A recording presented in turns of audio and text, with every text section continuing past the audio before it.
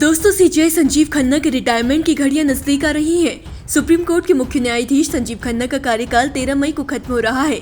परंपरा के मुताबिक सुप्रीम कोर्ट के मौजूदा चीफ जस्टिस संजीव खन्ना ने अपने उत्तराधिकारी का नाम भी सरकार को भेज दिया है, जिसके मुताबिक सुप्रीम कोर्ट के जज जस्टिस भूषण आर गवई देश के अगले सीजेआई हो सकते हैं।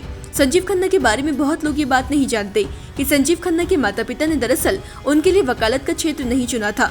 माता पिता तो संजीव खन्ना को चार्टर्ड अकाउंटेंट यानी कि सीए बनाना चाहते थे।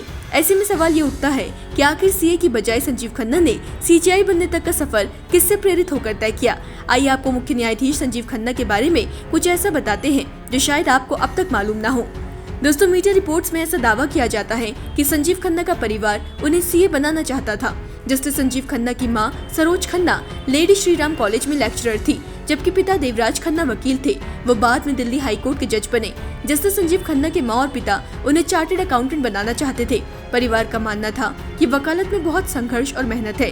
संजीव खन्ना के माता पिता का मानना था कि सीए के पेशे में आर्थिक स्थिरता है और उतार चढ़ाव कमाते हैं। इसके विपरीत कानून का पेशा चुनौतियों से भरा है, लेकिन संजीव खन्ना ने फिर भी अपने लिए दूसरा रास्ता चुना। कहा जाता है कि अपने चाचा और लेजेंडरी जज जस्टिस हंसराज खन्ना से प्रभावित होकर संजीव खन्ना ने वकालत का रास्ता चुना था। मीडिया रिपोर्ट्स के मुताबिक संजीव खन्ना हमेशा से ही अपने चाचा जस्टिस एचआर खन्ना को आदर्श मानते रहे। वो उनके कामकाज पर नजर रखते थे।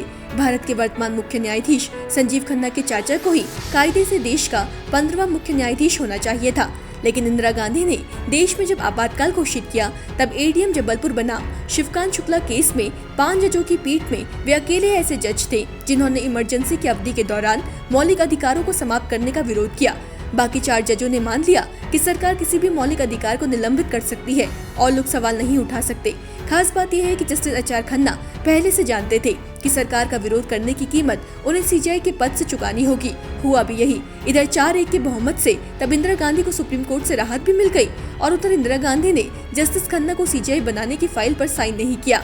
उनसे जूनियर जज न्यायमूर्ति एमएच बेग को भारत का अगला चीफ जस्टिस बना दिया गया था। इंदिरा गांधी के इस फैसले से नाराज जस्टिस खन्ना ने तुरंत इस्तीफा दे दिया था। कहते हैं कि संजीव खन्ना अपने इन्हीं चाचा से प्रेरित होकर वकालत के क्षेत्र में आए थे। उनका फैसला और मेहनत उन्हें यहाँ तक लेकर आई कि वो सीजेआई बने और अब रिटायर भी होने वाले हैं। आपको ये जानकारी कैसी लगी, कमेंट बॉक्स में जरूर बताएं। देवभूमि इंसाइट।